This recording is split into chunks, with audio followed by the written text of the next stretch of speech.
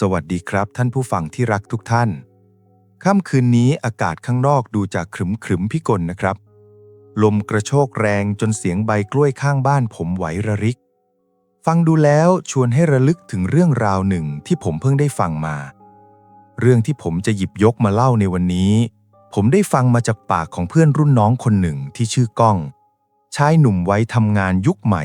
ที่ครั้งหนึ่งเคยหันหลังให้ความศิวิไลย์แล้วเดินทางไปพบประสบการณ์รักข้ามภพข้ามชาติที่เขาบอกว่าต่อให้ตายไปกี่ชาติก็ลืมไม่ลงก้องตัดสินใจหนีความวุ่นวายจากกรุงเทพไปเช่าบ้านไม้ไทยประยุกต์หลังหนึ่งในจังหวัดแถบภาคกลางตัวบ้านนั้นตั้งตระหง่านอยู่ท่ามกลางดงกล้วยตานีที่เขียวชอุ่มหนาทึบจนแสงแดดตอนเที่ยงวันแทบจะส่องไม่ถึงพื้นดินที่ชื้นแฉะก้องเล่าว่าบรรยากาศตอนกลางวันน่ะร่มรื่นอยู่หรอกครับแต่พอตะวันชิงพลบ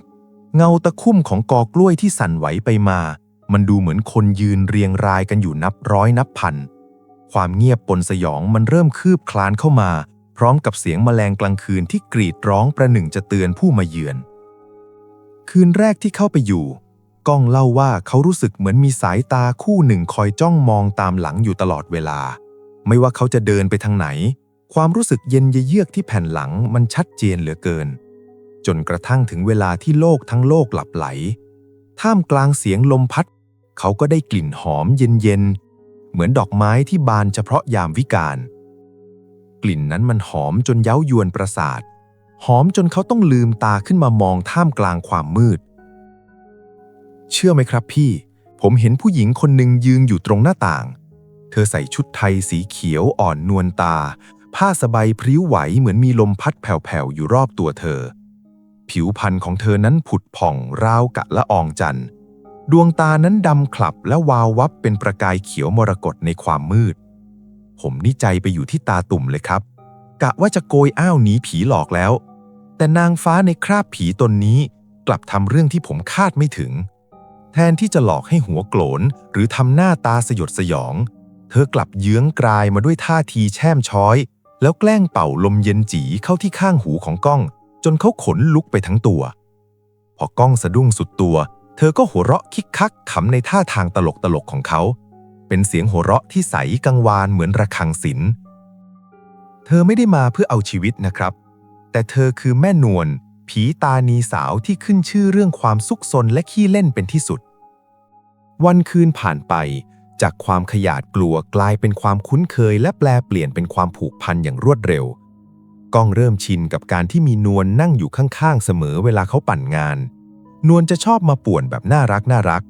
บางทีเขากำลังเครียดกับงานประชุมออนไลน์เธอก็จะแอบปรากฏตัวอยู่หลังกล้องเป็นเงาลางๆแล้วทำท่าทางล้อเลียนหรือบางครั้งเธอก็แอบใช้ปลายนิ้วเย็นๆมาจิ้มแก้มเขาเล่นจนก้องต้องร้องทักว่านวลอย่าซนสิจ๊ะก้องเล่าว่านวลเป็นผีที่ขี้สงสัยเหลือเกินเธอจะชอบมานั่งเอียงคอถามถึงข้าวของสมัยใหม่ที่เธอไม่เคยเห็นพี่จ๋ากล่องเหล็กอันนี้ทำไมมันส่งเสียงคนได้ล่ะจ๊ะหรือเวลาเขากินกาแฟเธอก็จะมานั่งดมกลิ่นขมๆนั้นแล้วทำหน้ายู่ใส่ก้องเลยมักจะเปิดเพลงลูกกรุงเก่าให้เธอฟังนวลจะนั่งหลับตาพริ้มก้องบอกว่ากลิ่นตัวนวลนะมันไม่ใช่กลิ่นสาบสางของความตายแต่มันหอมเหมือนใบตองอ่อนที่เพิ่งกรีดกลิ่นนวลอ่องที่ติดจมูกเขาจนเขาแทบจะลืมผู้หญิงทุกคนที่เคยเจอมาในชีวิตเลยแต่ในโลกแห่งความเป็นจริงครับความสุขมักมีศัตรูที่ชื่อว่าความโง่เขลาเสมอชาวบ้านแถวนั้นเริ่มสังเกตเห็นว่าก้องเริ่มพูดคนเดียวบ่อยขึ้นเขาไม่ค่อยออกไปไหนเพราะมัวแต่ใช้เวลาทั้งคืนอยู่กับนวล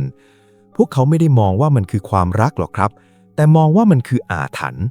พวกเขาเชื่อว่าผีตานีตนนี้กำลังจำแรงกายมาหลอกล่อเพื่อสูบเอาหยดเลือดและวิญญาณของชายหนุ่มไปจนหมดตัวอีพรายตัวนี้มันร้ายนักมันเอาคนเป็นไปทำผัวเสียให้ได้พวกเราต้องรีบจัดการก่อนที่ดวงวิญญาณของเจ้าหนุ่มนั่นจะถูกกระชากลงสู่นรกพร้อมกับมันเสียงปลุกปั่นจากหมอผีจอมขมังเวททำให้ชาวบ้านที่เต็มไปด้วยอคติบุกมาถึงบ้านไม้หลังนั้นในคืนเดือนดับพี่ครับคืนนั้นมันเหมือนฝันร้ายที่ตื่นมาไม่ได้เสียงสวดคาถาพร่ำบนดังสนั่นไปทั่วดงกล้วยประตูบ้านถูกพังเข้ามาด้วยแรงโกรธแค้น หมอผีสาดน้ำมนต์อาถรรพ์ที่ผสมว่านยาทำลายวิญญาณสาดไปรอบห้องนวลเธอพยายามจะกอดผมไว้แต่พอหยดน้ำมนต์นั่นโดนผิวกายเธอก็กรีดร้องเสียงนั้นมันบาดลึกเข้าไปในจิตใจผมร่างที่เคยนวลเนียนเริ่มเกิดรอยไหม้และปริแตกเหมือนใบตองที่ถูกไฟหล่น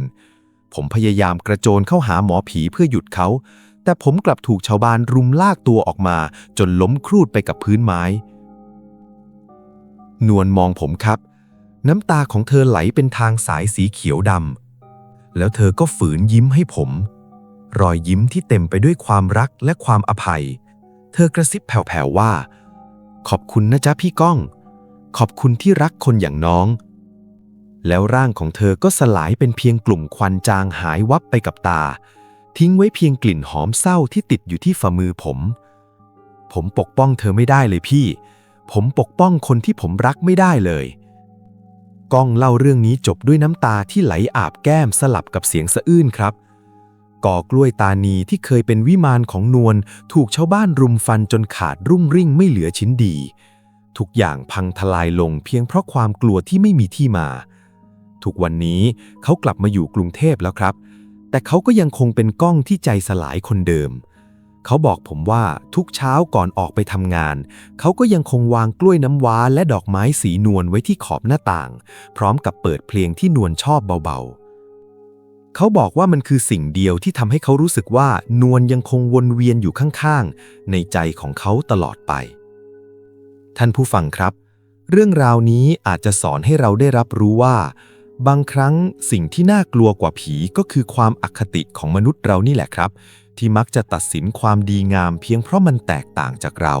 และทำลายความรักที่บริสุทธิ์ลงด้วยมือของเราเองสุดท้ายนี้กระผมขอขอบพระคุณทุกท่านเป็นอย่างสูงนะครับที่ให้เกียรติร่วมเดินทางผ่านดงกล้วยแห่งความทรงจำนี้